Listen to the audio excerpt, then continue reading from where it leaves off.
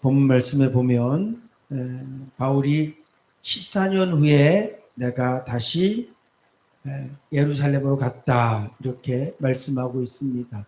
14년이라는 것은 사도 바울이 처음 예수님을 다메섹에서 만나게 되고 그리고 바로 예루살렘으로 가지 않고 3년 동안 그가 아라비아 광야에 있었다. 갈라디아 1장 말씀에 나와 있죠. 그러고 난 다음에 예루살렘으로 가서 제자들을 만납니다. 베드로도 만나고 야고보, 예수님의 동생 야고보도 만나고, 그래서 거기서 수일 동안 거하면서 그들과 교제했다는 얘기가 갈라디아 1장 말씀에 기록되어 있습니다. 그리고 난 다음에 14년 후를 얘기하는 거예요. 오늘 우리가 이 말씀을 통해서 도전받아야 될 것은, 바울은 예수님을 만난 그 순간부터 예수님을 향한 그 열정과 그 뜨거운 마음이 식지 않았다는 거죠. 주님을 너무너무 사랑해서 만난 그 순간 주님께서 나는 너를 이방인들을 위하여 세운 나의 그릇으로 여긴다. 오늘 본문 말씀도 나오지만 베드로와 야고보 또 요한 이런 사람들은 할례자들을 위하여 하나님께서 세우셨다면 나는 이방인들을 할례 받지 않은 자들을 위하여 세우신 자다. 이제 그런 말씀을 듣고 그가 계속해서 복음을 전하죠. 근데 이게 14년이 지나도록 끊임없이 복음을 전하고 있습니다. 우리가 예수를 믿으면서 내가 뭘 하겠습니다. 그래서 하루 잘하는 것, 물론 그것도 훌륭한 일이지만 끝까지 잘하는 것은 정말 어려운 일입니다. 우리가 마음으로 결단하고 또 새롭게 마음을 먹고 내가 한번 해봐야지, 그런 시작들은 많지만 끝까지 그 일을 하는 것은 참 어려운 것 같아요. 저도 그런 부분에서 참 많이 부족하고 연약한 사람임을 고백할 수밖에 없습니다. 새해가 되면 이런 결단을 하고 은혜 받으면 이런 결단을 하고 하나님께서 깨닫게 하십니다. 이렇게 살아야지라고 결단을 하지만 그 결단과 함께 한번 해보지만 끝까지 잘하고 있는 것들은 참 많지 않은 것 같아요. 우리 모두가 인간이기 때문에 그런 연약함들이 있습니다. 끝까지 잘하지 못하는 그런 연약함들이 있어요. 제가 추수감사절날 우리 모두 주님께 칭찬 듣는 종이 됩시다. 칭찬 듣는 종은 착한 종입니다. 충성된 종입니다. 라고 말씀드리면서 착함의 근거는 하나님께서 나에게 주신 모든 상황은 그것이 1달란트든지 2달란트든지 5달란트든지 관계없이 하나님께서 나에게 주신 것이면 크기를 재지 않고 남과 비교하지 않고 감사함으로 받아들이는 것이 착함이다 라고 말씀을 드렸고, 충성됐다라는 얘기는 한 번 시작한 것이 아니라 끝까지 하는 게 충성이라고 제가 말씀드렸습니다. 올 한 해 저와 여러분들이 착했는지 돌아보셨으면 좋겠습니다. 하나님 왜 나에게 이런 형편을 주십니까? 하나님 왜 나에게 이런 일을 맡기셨습니까? 하나님 나에게 왜 이런 상황을 주셨습니까? 그런 질문과 함께 하나님께서 나에게 주신 것이라면 내가 감사함으로 받겠습니다. 하나님 나에게 만나게 한 사람 감사함으로 만나겠습니다. 하나님께서 기뻐하시는 모양으로 만나겠습니다. 하나님께서 나에게 주신 형편들 힘들고 어렵습니다. 괴롭습니다. 그렇지만 하나님께서 허락하신 것이라면 감사함으로 받아들이겠습니다. 또 그런 마음들 뿐만 아니라 하나님께서 이 일을 주셨다면 내가 끝까지 충성되게 이 일을 감당해내겠습니다. 우리가 그런 마음으로 살아가야 되는데 그게 참 어렵습니다. 근데 바울은 우리에게 그런 모습으로 우리에게 도전을 줘요. 그의 고백이 14년 끝나지 않아요. 그는 안식년도 없었어요. 그러니까 내가 이만큼 전도했으니까, 내가 이만큼 선교했으니까 내가 좀 쉬어가리라, 내가 좀 놀다 가리라, 그런 마음 없이 끝까지, 언제까지? 그의 생명이 다할 때까지 오직 복음을 위해서 쉬지 않고 달려갔습니다. 오늘 14년이라는 말도 그런 의미예요. 내가 계속해서 복음을 위해 전달. 그러고 난 다음에 14년이 지난 다음 그때까지도 나는 여전히 복음을 전하고 있었고, 뿐만 아니라 이 일 후에도 그는 계속해서 복음을 전하고 있습니다. 그러면 바울은 두 번째로 이렇게 예루살렘에 간 이유가 어디에 있을까요? 사도행전 15장 말씀에 보면 그들이 2차 전도 여행을 마치고 안디옥으로 돌아왔을 때 그 안에서 많은 유대인들이 바울과 바나바에게 1차 전도 여행을 마치고 돌아왔을 때 바울과 바나바에게 그들이 시비를 겁니다. 너희들이 이방인들에게 복음을 전하는 건 좋다. 유대인이 아니라도 예수 믿고 천국 가는 거 좋다. 그렇지만 최소한 할례는 받아야 되지 않겠냐. 최소한 이 정도 율법은 지켜줘야 되지 않겠냐. 그래서 분쟁이 나는 거예요. 그랬을 때 바울이 예루살렘으로 가서 베드로를 만나고 야고보를 만나고 요한을 만나서 이 일을 의논해요. 오늘 본문 말씀에 보면 14년 후에 내가 바나바와 함께 디도를 데리고 다시 예루살렘으로 올라갔다. 올라간 이유가 그렇단 말이죠. 근데 오늘 본문 말씀에 보면 2절 말씀이에요. 계시를 인하여 올라갔다라고 말씀하고 있어요. 계시라는 말은 하나님께서 나에게 특별히 올라가라고 해서 올라갔다 이런 말씀이에요. 근데 사도행전 15장 말씀에 보면 누가는 이 장면을 그렇게 쓰지 않았어요. 안디옥 교회가 바울을 예루살렘으로 올려 보내기로 결정했다 이렇게 나와요. 우리가 똑같은 상황이지만 누가가 보기에는 저게 자꾸 이렇게 분쟁이 있으니 교회가 우리끼리 이렇게 자꾸 분쟁하지 말고 예루살렘에 가면 베드로도 있고 예수님과 함께 했던 제자들이 있으니, 그리고 지금 말로 얘기하면 상위 기관이 있으니 우리가 한번 베드로에게 이 일을 좀 물어봤으면 좋겠다. 사람들이 자꾸 예수만 믿으면 천국 간다고 이게 그렇게 전하고 있는데, 바울이 그렇게 복음을 전해서 많은 사람들이 예수를 믿고 있는데, 그런가 하면 또 유대인들, 예수 믿는 유대인들은 할례는 좀 받자, 제발 좀 할례라도 좀 받자, 자꾸 이렇게 얘기하니 베드로에게 한번 물어봤으면 좋겠다. 그래서 우리가 바울과 바나바, 디도를 우리가 예루살렘을 보냅시다. 그래서 예루살렘으로 보냈다라고 누가는 기록하고 있어요. 근데 오늘 바울은 뭐라고 얘기하고 있냐면 내가 계시를 받아서 갔다라고 얘기하고 있습니다. 이게 틀린 얘기일까요? 그렇지 않아요. 우리의 신앙생활도 이런 일들은 얼마든지 있습니다. 교회가 보기엔 목사가 당회에서 이렇게 회의를 하고 또는 재직해서 회의를 하고 이래서 뭐가 결정되어지는 것처럼 보여지지만, 중요한 것은 그것으로 끝나는 것이 아니라 또 한편으로는 기도해서 하나님의 마음을 갖고 하나님이 주시는 뜻을 갖고 일을 행할 수 있는 거죠. 그래서 이것은 다른 얘기가 아니에요. 이것은 저 바울이 저 거짓말하는 거 아니야? 지가 가고 싶어서 갔다고? 하나님이 가라 해서 갔다고? 아니잖아, 안디옥 교회가 보낸 거잖아, 이렇게 얘기할 수 있지만, 물론 안디옥 교회가 보내기로 작정한 것도 맞지만 바울은 그럼에도 불구하고 하나님께 기도하고 하나님 앞에 간절히 매달려서 하나님께서 주시는 확신을 갖고 갔다라고 본인은 이야기하고 있는 거예요. 사랑하는 성도 여러분, 오늘 이 말씀도 우리에게 정말 큰 도전을 줍니다. 세상 사람들이 봤을 땐 예수 믿는 것들 전부 다 그냥 자기들이 하고 싶으니까 저렇게 하는 거지. 자기들이 그렇게 하는 거지 뭐. 자기들이 정한 거지 뭐. 예배를 주일날 드리는 거 자기들이 정한 거 아니야. 11시에 드리는 거 자기들이 정한 거 아니야. 뭐 이런 일 하고 저런 일 하는 거 자기들이 하고 싶어서 하는 거잖아. 그렇게 보여질 수 있어요.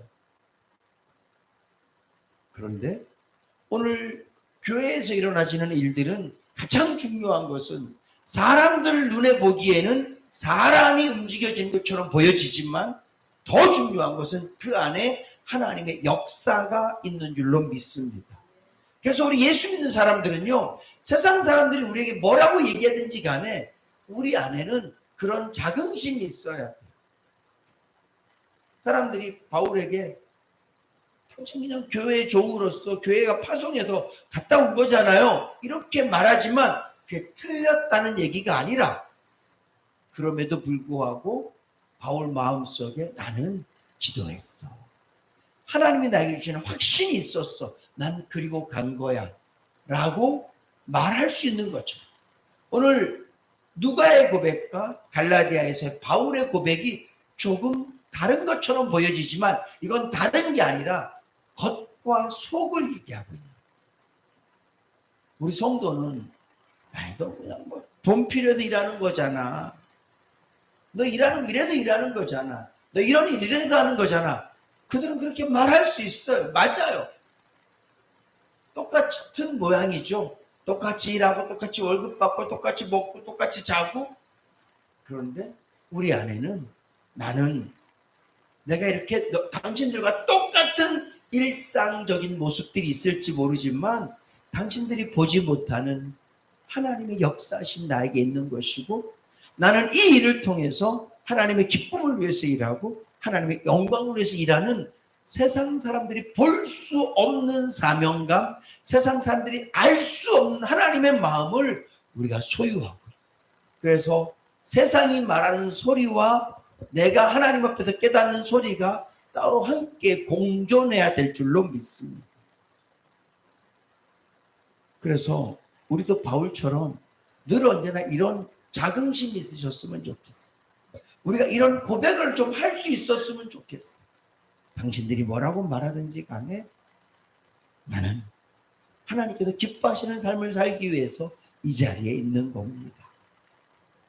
내가 이 일을 했을 때 당신들은 네가 좋아서 한 거잖아 라고 말할 수 있지만 그것이 틀렸다는 게 아니라 나는 하나님께서 도전하시고 하나님께서 나에게 하라고 명령하시고 나는 하나님을 기쁘시게 하기 위해서 이 일을 하는 겁니다 라는 그런 마음이 있는 거죠. 죄송한 말씀이지만 사람들은 제가 누군가에게 신장을 줬다 그러면 좀 착해서, 세상 사람들이 말하는, 다른 사람들이 갖지 않은 누군가에게 좀 베풀고 싶은 마음이 있어서 그렇게 보여질 수 있어요. 그러나 저는 그렇지 않거든요. 기도할 때 하나님께서 저에게 명확히 깨닫게 하셨어요. 신영아, 너 나한테 약속한 거 있었잖아. 네 아내가 너 대신에 누군가에게 신장 줬을 때 너 나한테 뭐라고 기도했니?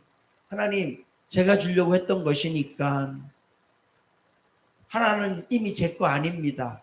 하나님 언제든지 제 거 갖다 쓰세요. 저 그렇게 기도했었거든요. 근데 새벽 예배 때 기도하는데 명확히 그 말씀이 떠올랐어. 신영아, 이제 더 늦으면 안 돼. 그리고 아내한테 얘기했습니다. 나 해야 될 것 같아. 아내가 하지 마. 안 해줬으면 좋겠어. 근데 제가 하나님께서 그럴 때 안 해도 어쩔 수 없는 거죠. 그래서 같이 동의하고 찾고 그리고 나누고 누군지도 모르는 분의 신장을 드렸어요. 사람들은 그냥 생각할 때 그래 오지랖도 있고 남들보다 조금 더 착한 마음이 있고, 그렇지 않아요. 그분들의 말이 틀렸다는 얘기가 아니라 그분들이 보기에 겉모습은 그 모습이 맞을지 모르지만 저에게는 하나님과 나만의 비밀이 있는 거죠. 하나님이 나에게 하신 말씀이 있고 나에게 주신 감동이 있는 거예요. 사랑하는 성도 여러분, 성도의 삶은 이런 세상 사람들이 보여지는 겉모습과 하나님과 나와의 긴밀한 교제가 함께 있어야 될 줄로 믿습니다. 세상 사람들이 보이는 것만으로 사시지 않으실 수 있기를 주님의 이름으로 부탁드립니다. 세상 사람들은 우리가 그냥 돈 버는 거 그냥 그거예요. 너 먹고 살려고 돈 버는 거잖아. 그렇게밖에 생각을 못해요. 그렇지만 우리는 아니야. 내가 먹고 살려고 한다는 말이 틀렸다는 얘기가 아니라 나에게는 또 다른 이유가 있어, 이거죠. 너희들 교회 가는 거, 너희들 예수 믿는 거 복 받으려고 그러는 거잖아.